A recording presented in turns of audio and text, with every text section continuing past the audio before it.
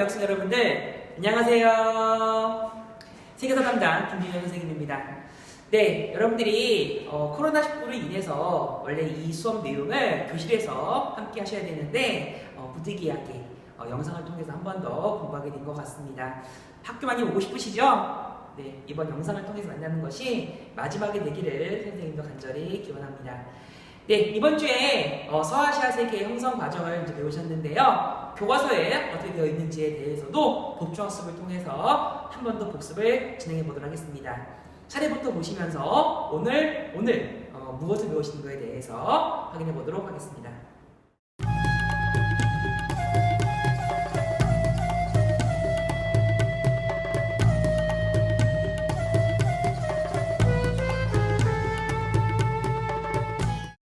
그러면 시작해 보도록 하겠습니다.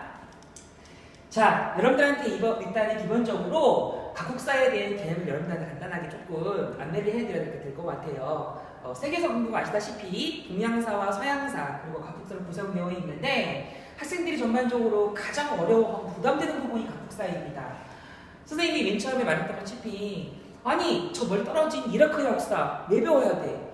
저 멀리 있는 무슨 뭐 베네수엘라의 역사 수능에 나와. 근데 왜 배우냐고 라는 여러분들 물음을 가지면서 점점 어려워 생각하시는 부분이 각국사인데요. 네, 어찌 보면은 동양사에 비해 세계사가 어려운 이유는 사실 따로 있습니다. 당연한 거겠지만 생소한 발음, 거기다 생소한 단어에다가 우리나라에서 일상적으로 접할 수 있는 교회랑 절이 아니라 생소한 종교, 이슬람교만 하더라도 여러분들 우리나라의 그 유명한 이태원에 이슬람 사원이 있어. 근데 우리나라 사실 사람들이 굉장히 생소하게 생각하시죠? 거기다가 생소한 지도. 당연히 이거에 대한 영토 변화를 더 막아내서 생각할지 모르겠습니다.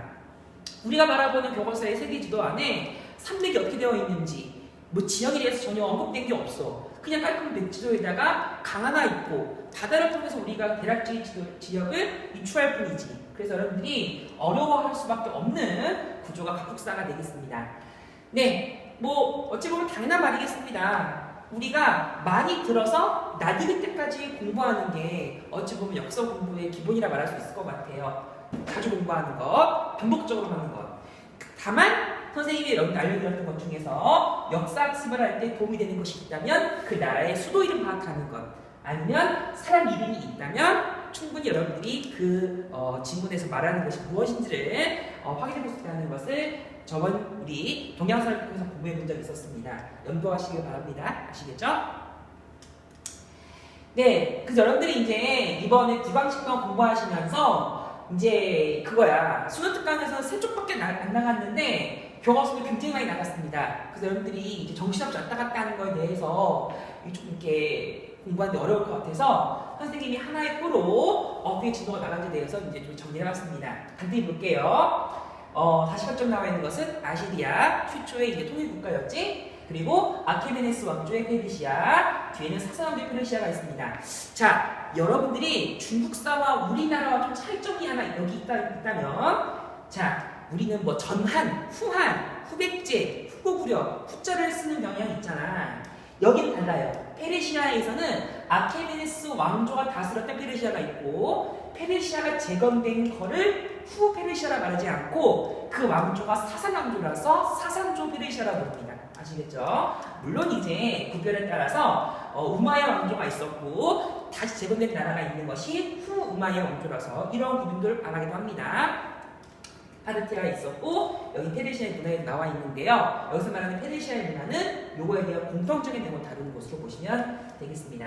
자, 이스라엘과 성립 보고 나서 여기가 이제 이슬람교의 성립 관련한 왕조의 등장인 거지. 최초의 시대가 정통 칼리프 시대에 우리 줄여서 역사하는 사람들은 정칼 이렇게 부르기도 합니다. 그리고 우마이야 왕조와 아바스 왕조 기억나실 것이고요. 그 다음에 다시 등장했던 나라가 있다면 후 우마이야 왕조. 자, 우리 교과서랑 수능 특강에서 후 우마이야 왕조라 적혀 있어가지고 띄어쓰기가 없어. 그래서 무슨 나라인가 헷갈릴지 모르겠는데 이 숫자가 F부터 숫자를 의미합니다. 한자 공부이 어려우시죠? 자, 카트마 왕조 배우셨고 셀주크 튀르크입니다. 자, 튀르크 선생님이 한국사 하면서 들어본 학생들이라면 아마 들어본 적 있을 것입니다. 우리 어떻게 써요? 터키어로 이렇게 쓰거든? 자, 튀르크 영어로 바꾸면 지금의 터키예요. 아시겠죠? 한자 발음으로 한국사에 등장하는 볼궐족이 요 튀르크랑 같은 계통이라고 하는 터키 역사학자들이 연구가 있는데 정확한 팩트는 아닙니다. 난 이슬람의 문제 들으셨고, 이어 이슬람의 사회와 문화에 대해서 공부해 보셨고요. 이슬람 문화와 더불어. 자, 이거 놓치기 쉬운 부분인데, 여기는 이슬람교에 대한 심화 설명 중에서 여성에 관련한 부분을 언급하고 있습니다. 우리 배화여고 학생들이다 보면 자연히 남녀 평등에 대한 부분도 관심이 많은 학생들이 있는데, 네, 이게 그냥 말하면 이거예요. 이슬람교에서 히잡, 부르카, 니캅을 쓰는 것에 대해서 이거는 여성에 대한 복장에 대한 제한이다. 그럼 이거는 남성이 여성에 대해서 이렇게 강요한 것이 아니냐라는 거에 대한 그 물음에 대한 정답을 여기서 제시하고 있거든요. 그래서 여러분들이 심화 과정으로서 같이 보시는 것도 의미 있으실 것 같습니다. 네, 이제 여러분들이 이번에 배우는 내용과 더불어 다음 주에 배우시는 것도 마찬가지로 서아시아와 서남아시아에 등장하는 각 나라의 도시들과 수도에 대해서 정리를 하면 도움이 됩니다. 아시겠죠? 그래서 여러분들한테 한눈에 볼 수 있도록 표를 만들어 드렸으니까요. 이제 여러분들한테 표를 통해서 각자 붉은 글씨를 중심으로 공부하시기를 바랍니다.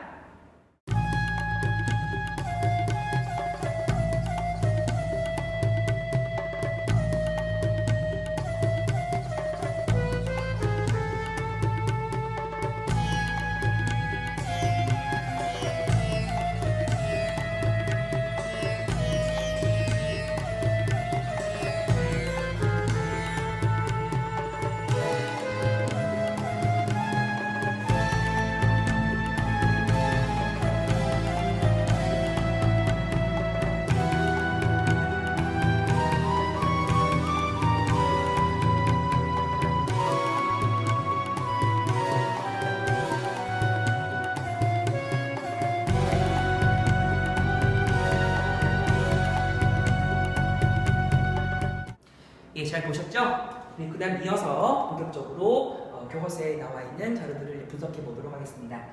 자, 자료 2번에 나와 있는 아시리아의 통치 방식에 대해서 간단하게 언급해 드리려고 하는데요. 자, 출처를 보시게 되면은 아시리아 왕이 엘람왕국을 정복하고 세계 문자판이라는 것이 나와 있습니다. 어려운 질문입니다. 힌트가 많이 없거든? 나는 수사의 지구라트를 부수어버렸다. 자, 지구라트, 우리 저번에 메소포타미아주의 대표적인 신전을 배운 적 있었을 겁니다. 지구라트는요, 고유명사의 개념이 아니고 메소포타미아주에서 만들어졌던 그 신전의 개념을 말하는 것으로 해석하시면 될 것 같고요. 자, 수사 아시죠? 네, 우리가 설명해 드렸던 아까 그 도시 나왔던 그 도시 맞고요. 자, 이 아시리아 왕은 어떻게 통치했었느냐? 엘람의 사원을 부셔버렸습니다. 파멸을 몰아넣었고 그들의 신과 여신들을 바람에 날려버려버렸고 다 같이 무덤 짓밟아버리지 않겠습니까? 이렇게 아시리아 왕이 이제 가옥거의 통치를 함으로써 그 당시 아시리아의 멸망 과정을 유추해보는 것도 가능하실 겁니다. 네, 그래서 아시리아 왕국 같은 경우는 멸망 과정에서 아시다시피 피해 전 국민을 강제 이주시키고 무거운 세금을 부과하는 과정에서 각 지역의 발언을 초래하는 과정으로 멸망했다는 것 같이 아시리아 제국들의 마지막 모습을 보시면 되겠습니다. 네, 어찌 보면은 어려운 질문이라서 우리 심화 과정으로 이해해 보시는 것도 괜찮을 것 같아요. 자, 그 다음 보시게 되면은 사상조 페르시아에 나와 있는 부분 두 가지를 좀 이렇게 소개해 드릴까 합니다. 교과서 나와 있는 그림인데요. 자, 사상조 페르시아가 로마 제국과 이제 대립 경쟁을 하는 과정이 있다는 것을 여러분들이 배우셨는데요. 그에 대한 대표적인 증거가 요 첫 번째 그림이 되겠습니다. 로마 황제가 그 당시에 발레리아누스 황제가 되겠는데요. 정확히 말하면은 이제 로마 서양서 배우시겠지만 동서 로마가 그냥 분열되는데 그 직전에 있었던 상황이 되겠습니다. 그래서 지금 로마의 발레리아누스 황제를 포로로 잡아서 그것을 기록한 바이의 색인 암각화 그림입니다. 그래서 사사왕조 페르시아가 얼마나 힘이 강력했는지를 알 수 있는 대목이고요. 또 한편으로 나중에 사사왕조 페르시아는 로마의 분열 이후에 동로마 제국, 같은 말로 바꾸면 비잔티움 제국이라 말하겠는데 그 비잔티움 제국과의 대립으로 아주 힘이 약해지는 과정까지 함께 기억해 보시면 될 것 같습니다. 자, 오른쪽에 나와 있는 이제 대표적인 이제 종교랑 관련되어 있는 이제 이게 금화 이제 화폐인데요. 사상 페르시아에서 유통되었던 화폐의 모습인데 이 모습을 통해서 종교를 알 수 있습니다. 자, 페르시아에서 만들어진 정확하게 말하면 아케메네스조 페르시아에서 만들어진 종교가 조로아스터교입니다. 기억나시죠? 그때 그 조로아스터교에서 중시하는 그 아이콘이 바로 불입니다. 그래서 여기 나와 있는 이 불이 있는 모습을 통해 페르시아의 종교가 조로아스터교였음을 추정해 볼 수 있겠고요. 우리 한자 발음으로 쌤이 적어놨지만 배화교라고 적어놓지 않겠습니까? 그래서 우리 학교 이름이 배화여자 고등학교인데 배화여자 고등학교를 숭배하면 배화교가 됩니다. 엥? 여러분들이 그 착각하기 쉬운 부분이 뭐냐면 이제 그 조로아스터교가 불을 숭배한다고 나와 있는 그 표현들이 나와 있는데 정확하게 말하면 불 자체를 숭배하는 것은 아니고요. 이제 조로아스터교에서 하루에 5번째 이제 의식을 치를 때 이제 성스러운 불, 성화를 지피는 과정이 그 성화를 불로 해서 표현하는 거야. 그래서 조로아스터교가 불을 숭배했다는 표현은 엄밀히 말하면 틀린 표현인데 그렇게 쓰는 게 많이 있는 것 같습니다. 참고하시길 바래요. 그 참고로 조로아스터교 같은 경우는 그 전설적인 옛날 그룹이었던 그룹 퀸의 그 프레드 머큐리 그 사람이 믿었던 종교를 알려져 있고요. 지금도 조로아스터교 믿는 사람들도 있습니다. 지금도 있어요. 자, 페르시아 문화 특징에 대해서 조금 더 자세히 알려드리겠습니다. 교과서에 있는 그림 2가지를 갖고 왔는데요. 첫 번째는 페르세폴리스 궁전의 모습, 두 번째는 조공흉렬도와 동물투쟁도의 암박화 모습이고, 그리고 세 번째는 이제 유리병 모습입니다.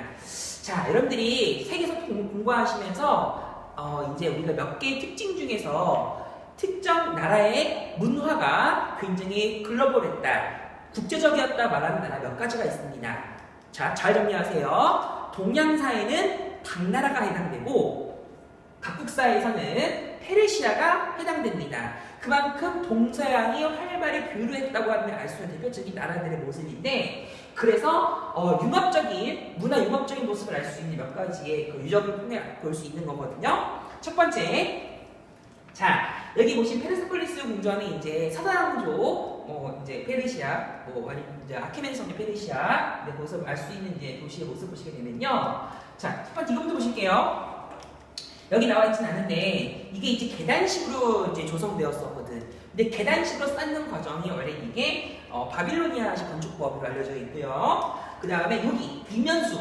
자, 인면수가 뭐냐면 사람의 얼굴을 하고 있는 짐승이라는 뜻입니다.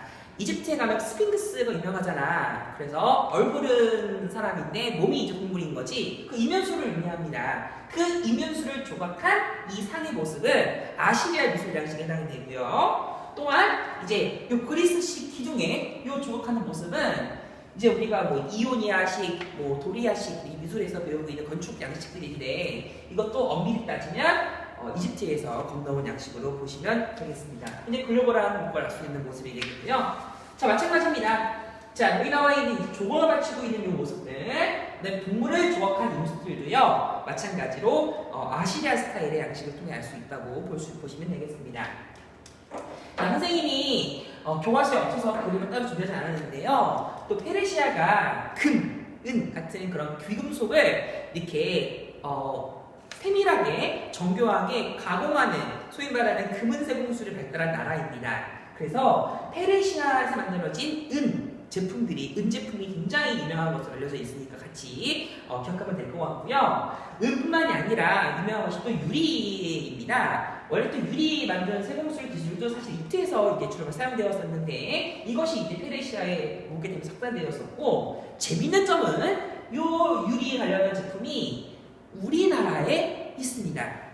경주에 가시게 되면 황남대총이라고 하는 경주에서 가장 큰 이제 무덤이 있는데요. 그 황남이라는 이름이 그려진 이제 빵 이름도 유명하지. 그 출토된 그 유물 중에서 유리병이 있어. 자, 한반도와 아시아에서 만들어지는 물건이 아니라는 거지. 그래서 페르시아라는 나라가 우리나라 신라에 영향을 주었음을 알 수 있는 대표적인 이제 증거로 있는 유물입니다. 그래서 페르시아의 문화는 굉장히 국제적이었다. 동서문화 교류에 활발한 영향을 받기도 했었고 주기도 했다는 점을 같이 기억해 주시면 좋겠습니다.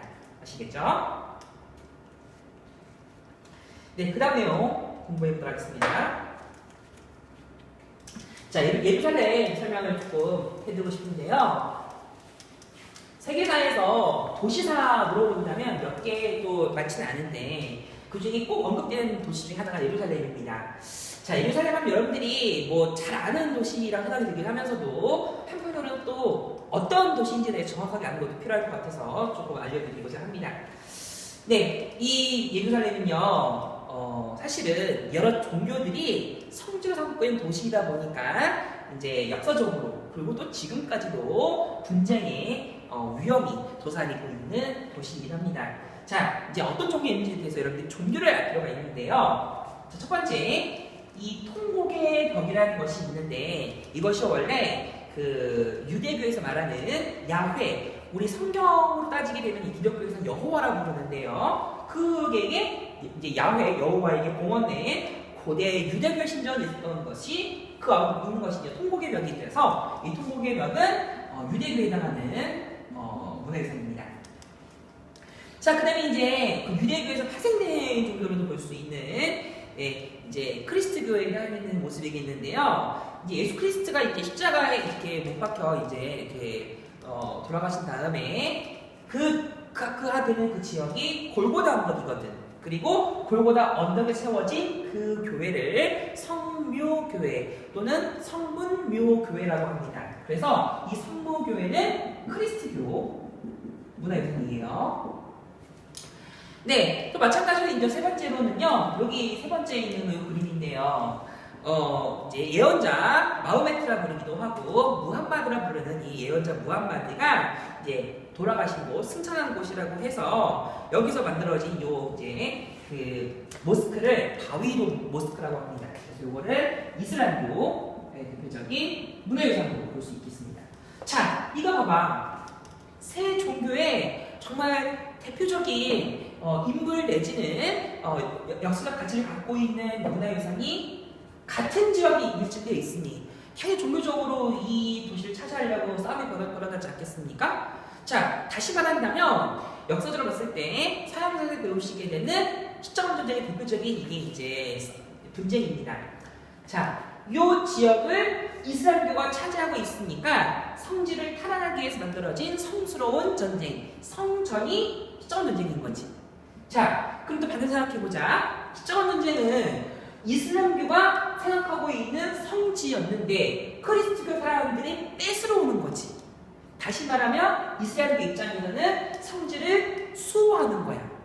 하지만 반대로 기독교 입장에서 바라보게 된다면 이슬람교한테 빼앗긴 땅을 회복하게 되는 국토 회복의 의미로 성지 탈환의 의미로 이 예루살렘을 점령하라고 하지 않겠습니까? 그래서 십자군 전쟁은 그 종교 또는 국가에 따라 보는 관점에 따라 전혀 다르게 해석이 될 수 있는 여지가 있는 전쟁을 볼 수 있겠습니다. 아시겠죠? 지금도 이제 현대사회에 등장이 되면은 현재 이스라엘의 수도가 또 예루살렘인데 원래 이제 팔레스타인 이제 그 이슬람교 세력이 살고 있었다가 이제 강제로 내쫓김을 당해서 지금 이제 분쟁이 일어나고 있거든요. 그래서 예루살렘은 지금도 뜨거운 감자가 되고 있는 분쟁 지역임을 같이 기억해 주시면 되겠습니다.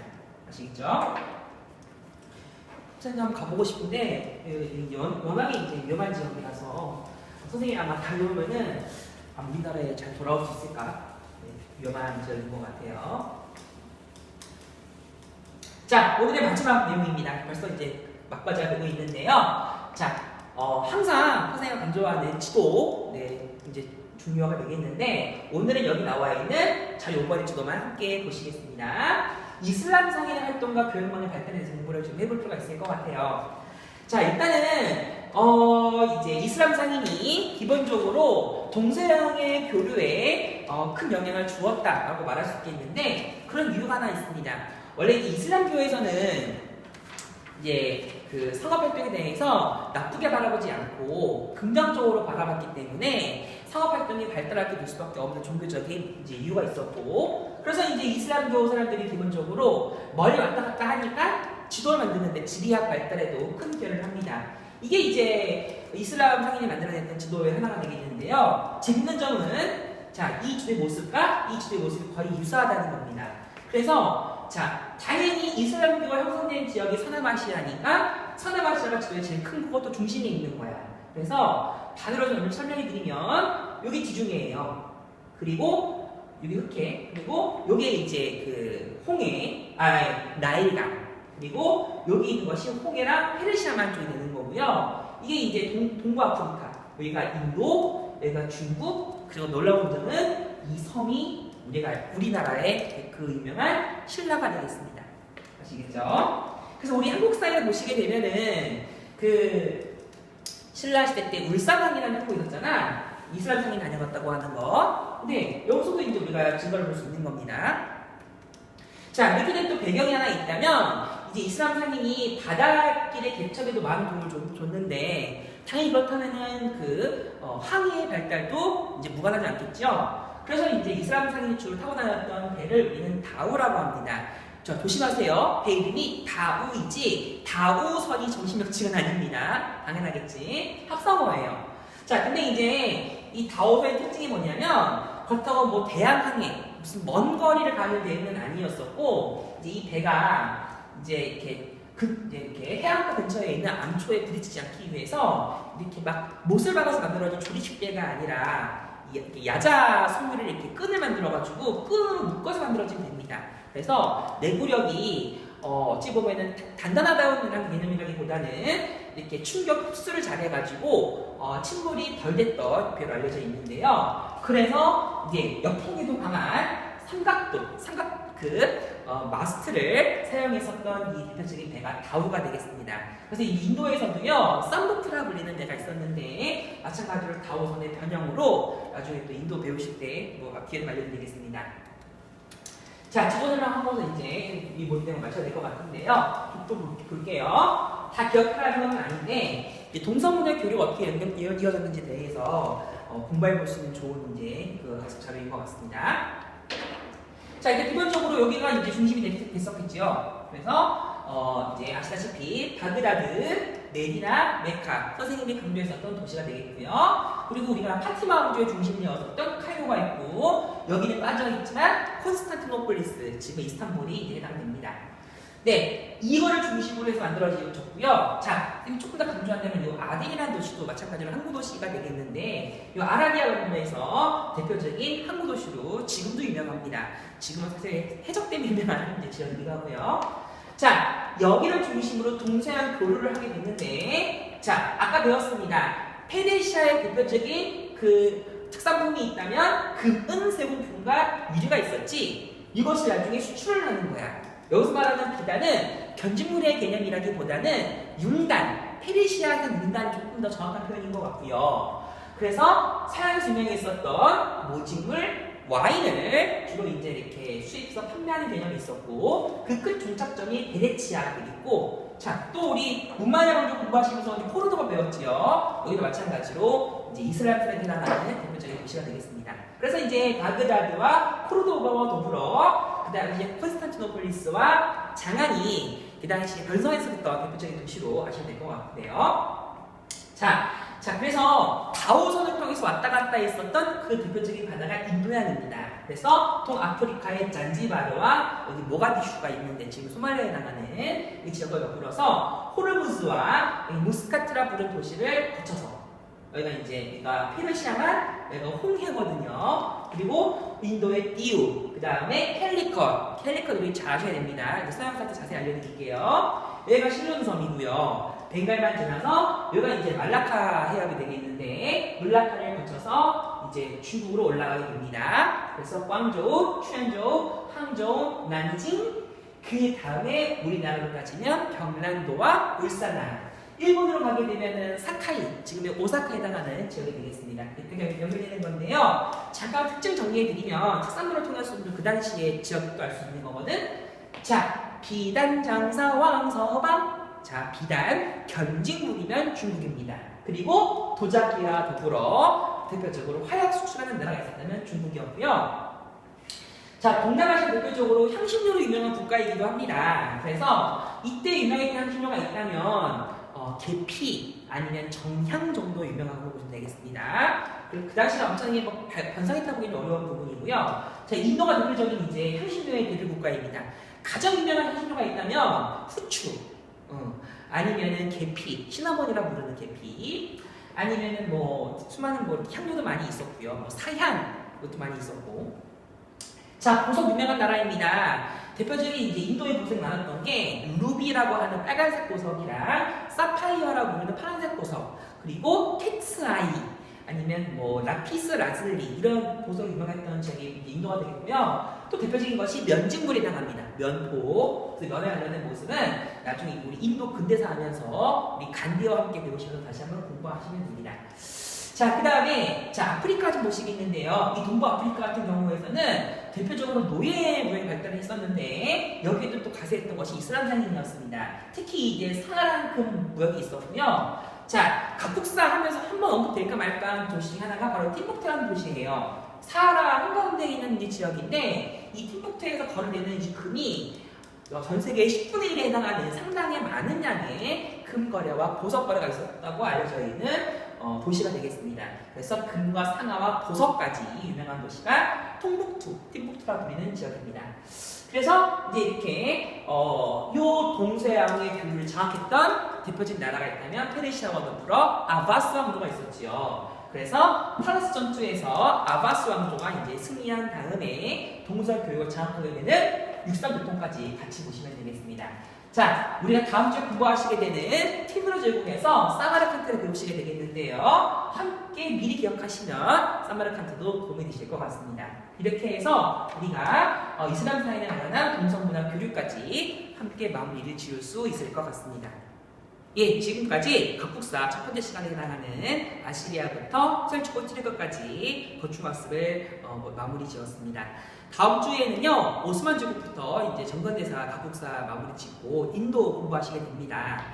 생소한 내용인 만큼 여러분들 복습을 잘 하시게 된다면 나중에 배우더라도 덜 헷갈리실 것 같습니다. 아시겠죠? 그리고 다음 주에는 부디 코로나 바이러스가 잠잠해져서 등교 계약을 한 다음에 교실에서 여러분들과 함께 수업을 진행했으면 진심으로 좋겠습니다. 건강관리 잘 하시길 바랍니다. 지효쌤과 함께하는 세계사 수업, 여러분들과 함께하는 세계사 공부는 다음 주에도 계속됩니다. 다음 시간에 만나요. 안녕.